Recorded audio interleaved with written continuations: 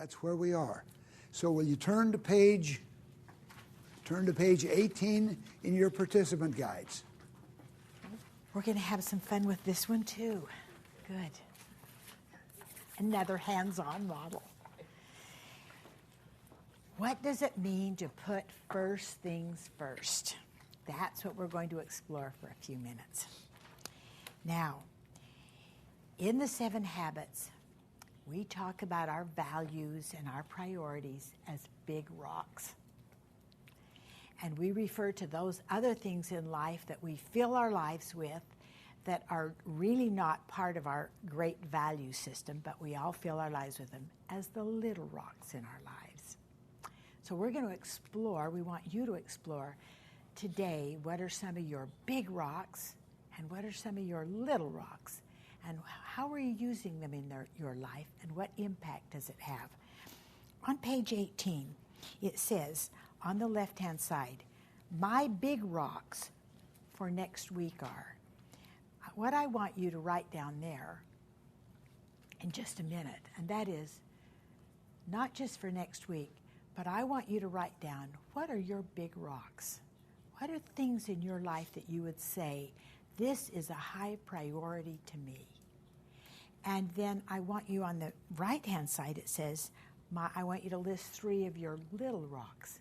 Now, how do you tell the difference between a big rock and a little rock? Say to yourself, if I didn't do this next week, if I didn't do this once next week, what would happen in my life? For example, if I didn't watch TV once next week, what would happen in my life? If I didn't play one video game next week, what would happen in my life? If I didn't check Facebook next week, what would happen? Okay? Because sometimes the little rocks keep us from our big rocks. And you might say, if I don't ever take my son out on a little one-on-one outing, what will happen? If I don't have a date with my husband next week, what will happen? If I don't ever spend time listening to my teenage girl who's not very happy, what will happen? That's how you know what's a big rock and what's a little rock. I would like you to do this exercise to begin with. Write down 3 big rocks in your life right now. Big rocks, things that you would like to do maybe next week that are part of your values. Part of the things that you said, these are important to me. Now, on the other side, I'd like you to write down 3 little rocks in your life that you know might keep you from your big rocks next week. What are 3 little rocks in your life that might keep you from your big rocks next week? How do we ensure that we get to the big rocks? That at the end of our lives, we don't have that ladder leaning against the wrong wall, that we don't have regrets. I wish I'd spent more time with my family. I wish I'd spent more time with my little girl when she was little. I wish I'd listened to my teenage boy before this happened. We don't want that in our lives. We don't want to have regrets. This habit makes us aware of what's important to us and how necessary it is to plan to get it in, because in the kind of lives that all of us lead, things don't just happen. We have to plan on them. So, this represents your week next week, 168 hours. We each have this week. It's a nice big empty cup for next week, right? And this represents all the things you've got to do. You've got to get those in, but you've got to have the top level, okay? No, nothing bulging out. You've got to get everything in next week. This is what you have to do. That's on your plate for next week. So how are you going to do it? How are you going to get those in there? Veronica? Put your big rocks in first. Put your big rocks in first. That's right. Veronica knows. She's right. Thank you. And we're going to watch a film that explains that right now.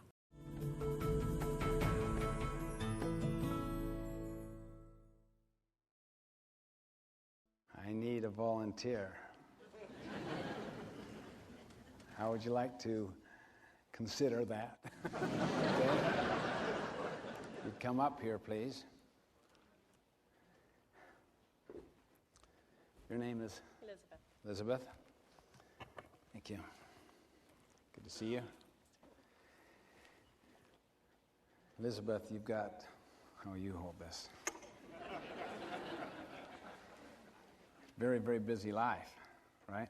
I do. You have a work life, I do. family life as well, children? Not yet. Not yet. What's the nature of your work assignment? Consulting. Consulting. Do you have a part of a firm, a consulting firm? Yes, I do. I direct an international firm. An international firm. So you really are interfacing with all kinds of people in the firm and outside the firm. That's right. Do you also do direct work with the clients yourself? That's right. And you have a number of associates you work with all around this country and throughout the world? Starting? Yes. Kind of like us. That's right. You want a rich personal life and a rich family life and also community and so forth. Do you ever feel like you get bogged down in the thick of thin things? Yes. Do you ever feel like your life is kind of out of balance, out of whack? It can be. Do you ever feel like you're in the pounding surf? You know, where you just have one big wave after another knock you down, you stagger back, and then here comes another wave, then another one knocks you down to where it just kind of beats you up? Well, that might be analogous to all these little, small things that tend to fill our life. And that just little by little, they just accumulate. Now, your job, you can't go above this, is to get all those large rocks in the jar. Good luck.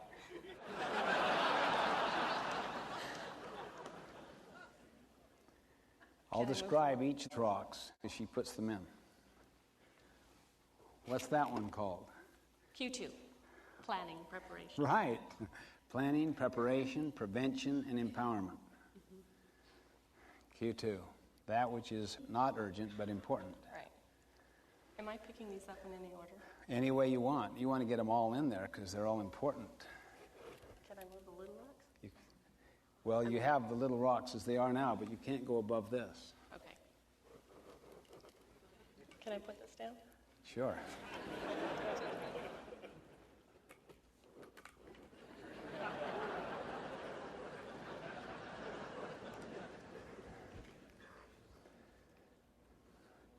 Okay, the next rock she's putting in there is called relationships and family.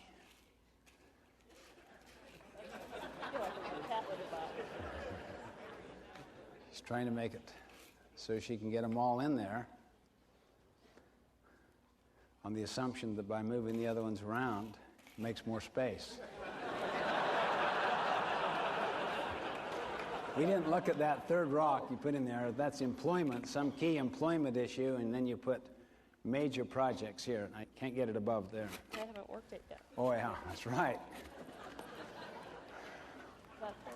Yeah, that's fair.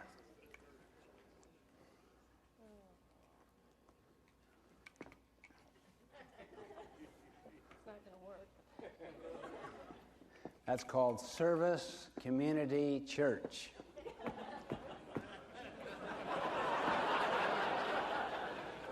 Do you ever feel like this? Yes. How many feel like this? Am I still going? Yeah, you can. Try to get them in there.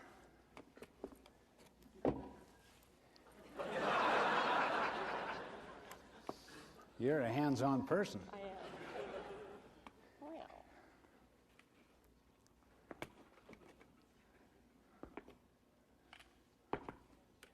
It's not very flat.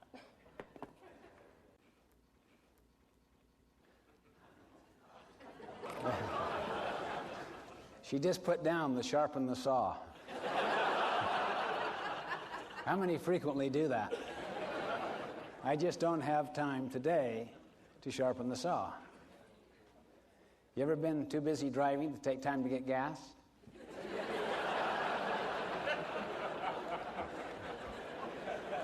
This one's important, so Vacation. Vacation's important to her. Oh, By moving the little things around, you might squeeze in one more of those big major things.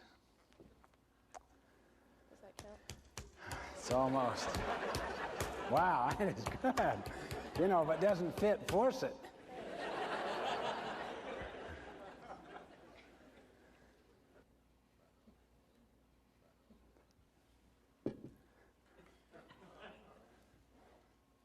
Do I have to really put all of these in here? Well, no. You can neglect a big opportunity if you want. No.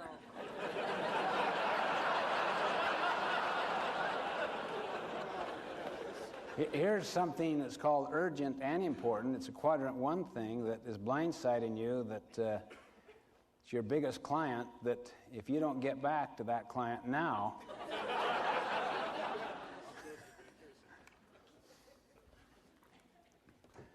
you've given up your vacation. No. And you have no special block of time just for yourself.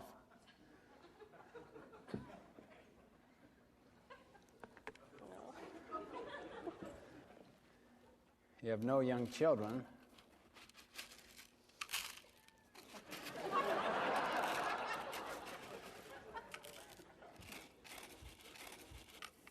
I'll tell you what you can do if you want to. What's that? You can take a whole different approach. You have a totally fresh bowl. You can work out of a different paradigm altogether. You can do anything you want. So I can use that bucket. That's what you're Anything, saying? yeah. Well, then I'd rather put these in the bottom. And then pour the little pebbles on top.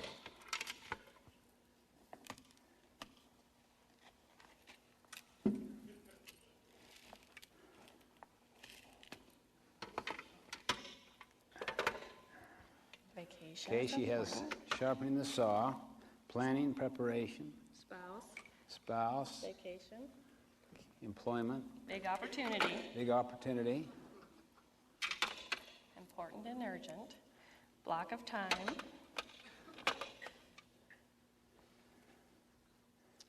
community, church. Those young children keep looking at me. Glad my husband's not here. No, I dump these in there. okay?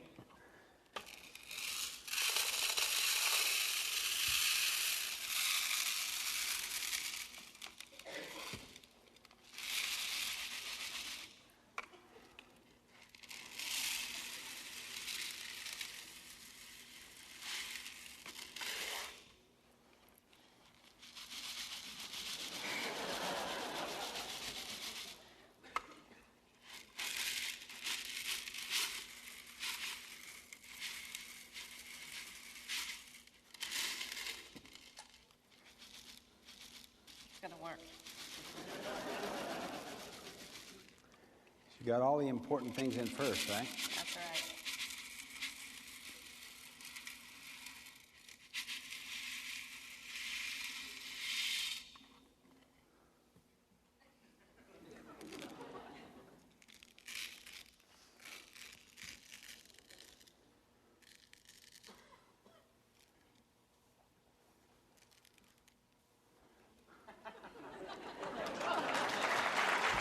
That's great. There's that.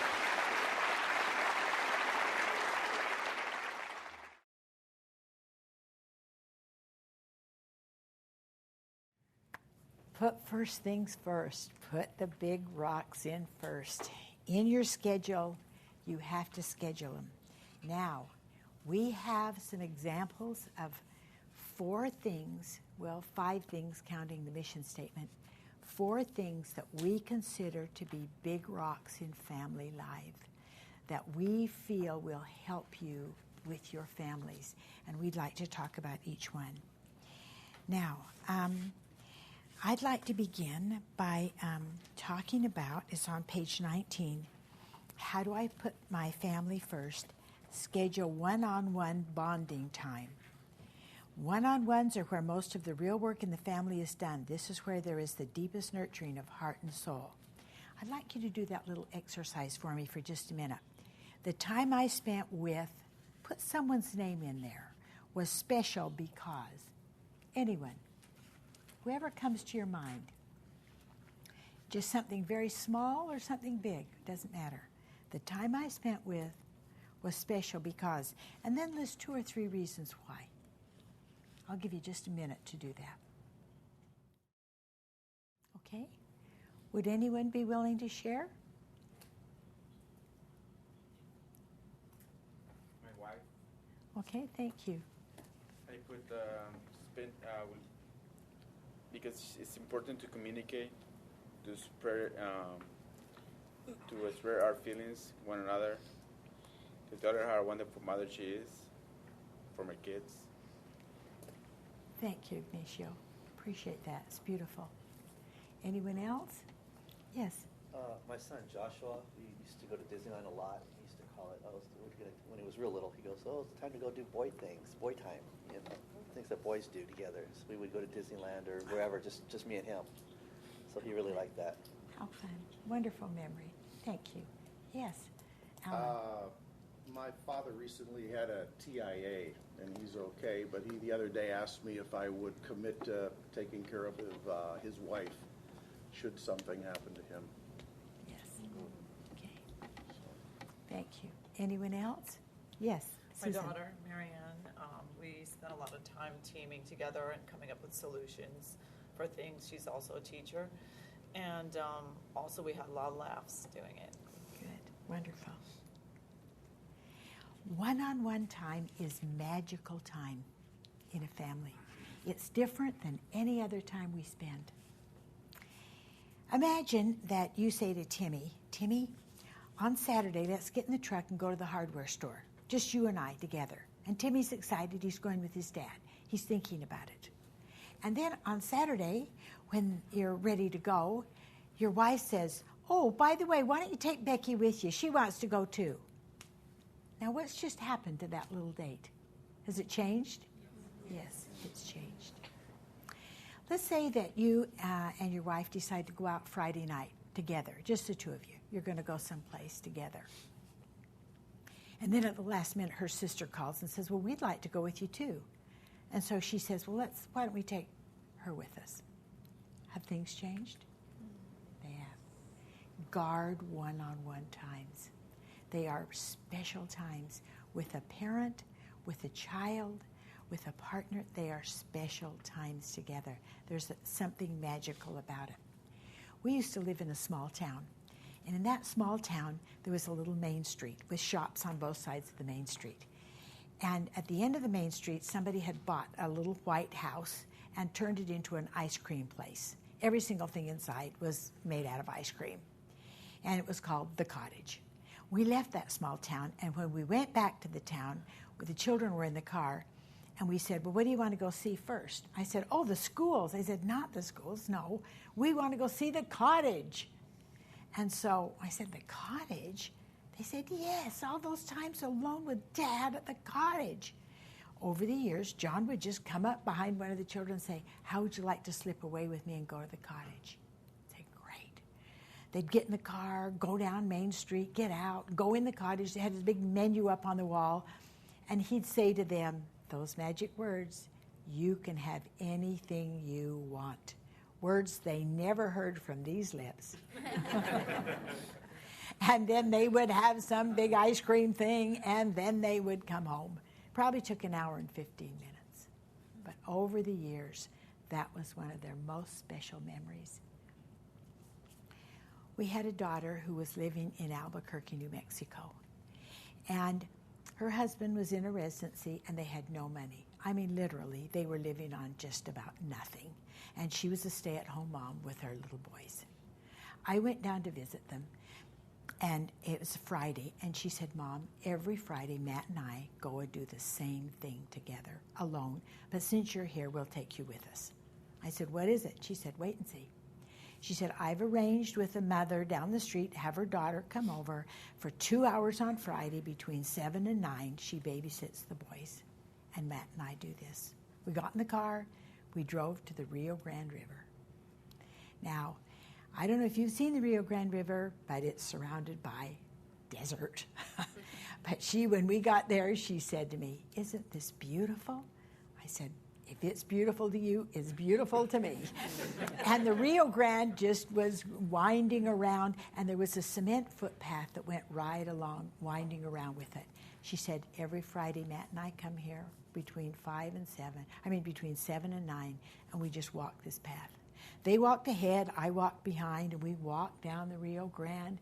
And then when we turned around, the sun was setting, and everything was pink, and it was beautiful. I looked in her eyes, and I saw happiness. I saw happiness in her eyes. But you have to plan one-on-one time. It doesn't just happen, but it's worth it. At the bottom of the page 19, I'd like you to do some work there. In the column on the left, write the name of a family member with whom you wish to spend one-on-one time. Then across from that, write your ideas for something that you could do for a memorable one-on-one time with someone who's important to you. I'll give you just a minute to do that.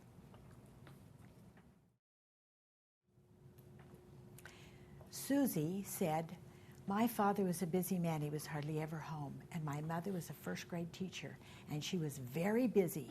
She was actually a supervisor of other first grade teachers, and she was very busy. And she said she was also a very organized, efficient woman. But my mother could have just run errands on her own before I came home from school, but she would always wait till I came home. Then she and I would get in the car, and we'd go to the dry cleaners, and we'd go to the grocery store and pick up some things. We'd run an errand. And during those hours, I would just talk to my mom. She just kept her lips zipped, and she listened with her heart, and I poured out my dreams, my friends, everything that was going on, and we ran those errands, and my mom listened to me, and we did that together every day." She said, "I grew up with a busy working mom and a father who was not home very much, but I always felt valued. My mom spent one-on-one time with me." So we have to make it and think about it. At your table for just a minute, I'd like you to just share with each other at your table something that you do to spend one-on-one time with people you love. Anything you've ever done or that you're currently doing. I'm just going to give you about a minute to do that. Okay, go. John just has one quick story that he'd like to share with you. I learned the significance of one-on-one, and at my age and stage, having that carry on with children and so on, and that connection. I want to just share that we had a daddy-daughter date on a regular basis. Big family, so maybe every other week, and or 2 weeks, and we would say, I would say, "What would you like to do, sweetheart?" And it would be their agenda. And well, I want to go running and then maybe get some yogurt or something like this. And I'd always make at this point, when we would go, I would always say, "Sweetheart, do you believe that I understand you? Do you think that I know who you are? And do you know that I'll always be there for you?" Those connecting points were absolutely powerful. And as I've thought about it, at this age and stage, those connecting points never stop. And that's what I love the most, is that one-on-one connection. And so I try to do the same kind of thing with my grandkids and et cetera. Make that one-on-one connection. I feel like you should try to become irrationally crazy about your children so that they feel it. Now, number 2. The second thing that we consider to be a big rock is having a family meal together. Let me ask you this. Is eating together time well spent? Do you feel like it is? Is it time well spent? You know, people have been breaking bread together forever. It's always been considered an act of intimacy to eat together. It has. And, but we have to make time for it. You know, long before there was Facebook and the internet and cell phones. Do you know how people communicated? Around the kitchen table. They did. And it's still valuable, very valuable time. Now, on that page 20, I want you to draw a picture of what the kitchen table looked like, or the table you ate around when you were about 10 years old. Just draw a circle and some little circles around it. One man said, we didn't have a table, we just ate off the counter. And I said, well, great, we'll just draw a counter. But whatever it looked like when you were about 10 years old, draw a picture of that there. Just a circle with some little circles around it. How was it for you growing up? Was it a happy time? Not a very happy time. What was it like? Anybody be willing to share, good or bad? How was it? It was a happy time. Was it a happy time? Why was it, Diane? Because in our family we have a lot of traditions. So for every holiday, every birthday, we all get together in one place and just even have a family reunion every year. Yeah. So it's always a family. And it's built around food. Right. Food is important in families. Food is great. You have good food, they'll come home. The better the food, the more often they'll come. Really, there's some ratio there. I don't know what it is exactly, but it works. Good, thank you. Anyone else want to share anything about your family time growing up, eating together? Yes. Well, there were six children in our family, and so the children ate together. Yeah. And the one thing I always remember is we used to call a thing called pass the spoon. So if you didn't like the vegetables that particular night, everybody would put a vegetable on there and pass it. You put a vegetable on there, and it'd go around the table, and it's always the young ones that would drop it, and then they would have to eat it. Oh. Was your mother there? Well, in and out. Oh, okay. Well, mealtime should be a happy time, not the place to scold, remind homework hasn't been done. I'd suggest that mealtime is a happy time. We had a career girl who was in her late 30s, was taking the class, and she said, my mother just died. My brother and I live in the same town as our father. And so we decided on Wednesday night we'd go over and eat dinner with my father. So she said, on Wednesday night we'd go over. I'd come over after work. I was tired, and so was my brother after work. And we'd eat dinner with my father. And we had a favorite TV program we liked to watch at 6:30 at night. And we'd always turn it on and have dinner. And one day my father said, do you think we could not have the TV on? And I resented that. I thought, why? I'm tired after work. I like to kick back and relax. It's nice to just sit and watch TV. He said, could we please not have the TV on when you come? She said, then I started thinking about it. He's alone with the TV all day long. This is sacred time for him. He's with me and my brother. So think about it. And in the middle of the page it says, how can I improve our meal times? Write down one thing. First thing that comes to your mind. One thing you could do to improve your meal times. Third thing we want to talk about as a big rock for families. Pick a night in the week and get together as a family for an hour. Pick a night, some night when mom's going to be home, dad will be home, if there is a dad or if there is a mom, whatever the configuration of your family is. One night a week we're going to get together for an hour and do something together. Why do we suggest this? Why do we feel strongly about this? I want to tell you a personal story. This is from Mary Pfeiffer, who's a marriage therapist. And she told about this family, and I want to share the situation of this family. I'll call them the Edwards family. The Edwards family, the situation was this. The mom was working in a nursing home, and she was underpaid, overworked. She had kind of a mean boss, and she cared about the older people in this nursing home and was worried all the time they were not getting properly cared for, and that it was hard on them and that life was not so good for them. So she worried about that, and she did extra things all the time. She came home from work thrashed. Her husband worked in a big manufacturing plant and was a manager of a little small division, and they were laying people off all the time and worried all the time that he'd lose his job. So he was working hard at work and would bring work home and stay on the computer and work every night till midnight. They had 3 children, a daughter in high school, a senior, who is a beautiful girl, straight A student, perfect, everything perfect about her. But the only problem is they are still paying off a $22,000 hospital bill for her anorexia.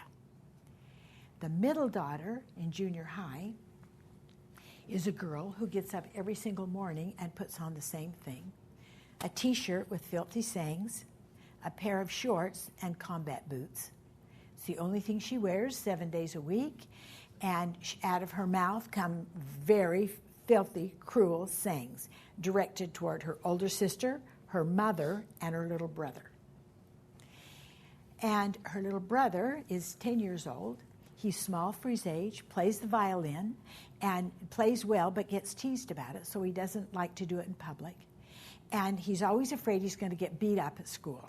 Now, he's never seen anybody been beat up. He's never been beat up. He's never even seen it, but he's heard that it might happen.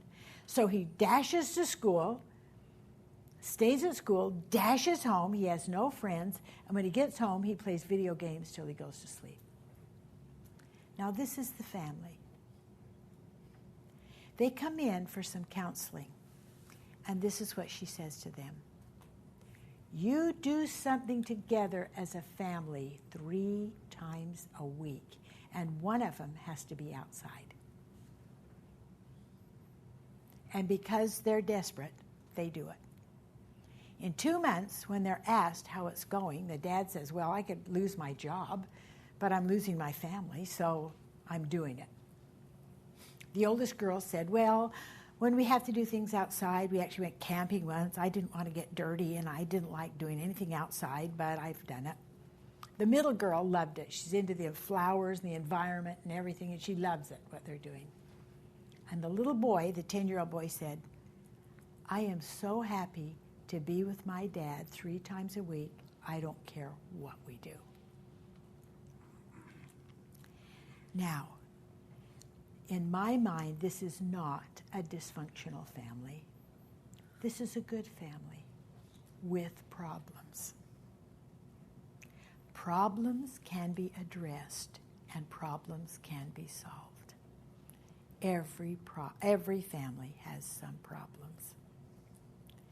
And here is the principle. With setting aside time every week for an hour to do something together, families do not fall because of divorce. Families do not fall because of separation. Families do not fall because of poverty. Families fall when they stop nurturing each other from within. That's what causes families to fall. One-on-one time together, eating together as a family, setting aside some time to do something together once a week are activities that nurture your family from within. That's what keeps your family together. Now, what do you do in this 1 hour? Well, some families might do a board game, play cards or bring out a board game. Other families might say, oh, that'd never work for us. Okay, go outside. Go for a walk, go for a hike, get on bikes, go bowling, do something together outside. Well, no, that'd never work for us.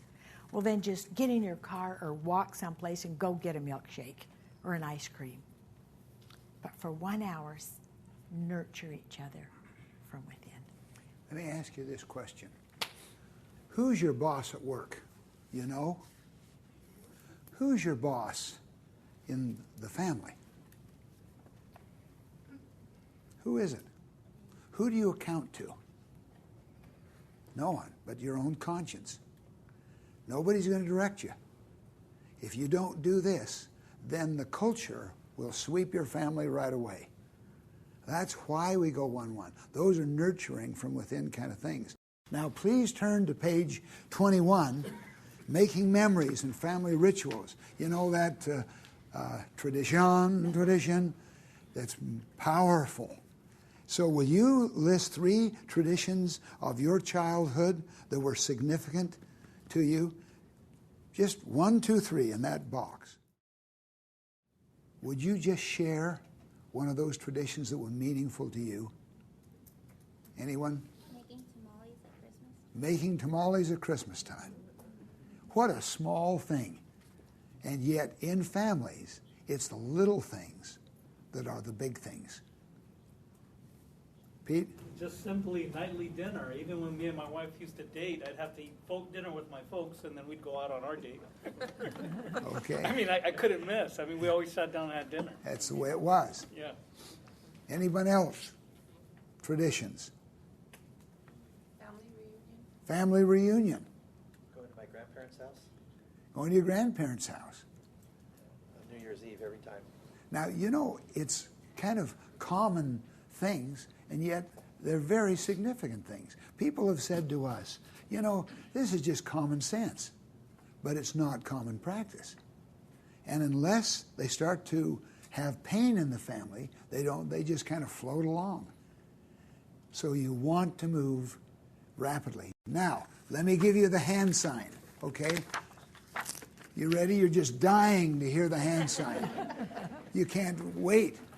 Put first things first. What do you think those things represent? The big rocks, your values. Put first things first. That's the hand sign. And then what you do is go to your calendar and look at your calendar, and maybe on a sticky note pad on that calendar, put down one-on-one time. Here's the promise. Develop a mission statement. Schedule one-on-one bonding times. Regular family meals. Create weekly family times. Build family rituals and traditions. If you do these things, I guarantee the quality of your life will improve dramatically. Because you're nurturing yourself from within. You're taking your responsibility, your leadership responsibility. How many believe that if you put first things first intentionally, that you'll make better life choices than if you just let life lead you? How many really believe that in your heart? There's some that didn't raise their hand, and the reason why is because I didn't let them. Okay. All right. Well, here we are. We're taking responsibility. We have a vision and a passion, and we're putting first things. We've got the discipline to put first things first. So we're building a private, what we call a private victory in your own family. You're the pilot, and you're taking leadership. You're leading your family and leading in your family. Let's take a break. It's 12:30. We'll be back at 1 o'clock. Okay? All right. You've done a great job. Thank you.